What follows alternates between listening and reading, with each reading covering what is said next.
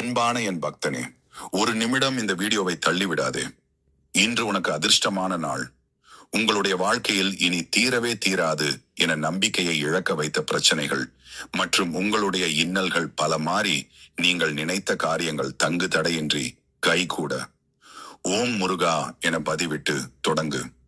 முருகா என்ற இந்த திருநாமத்தை ஒரே ஒரு முறை மனதார கூறினால் ஏற்கனவே பல பிறவிகளாக வந்து துன்பம் தந்த வினைகளும் இனி வரும் துன்பங்களும் ஓடிவிடும்.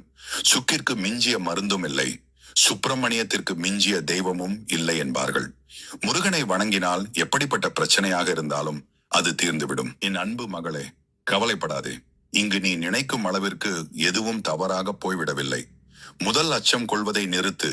என்னை மீறி உன் வாழ்வில் எதுவும் நடந்து விடாது. நீ வீணாக கற்பனை செய்து நம்பிக்கை இழக்காதே.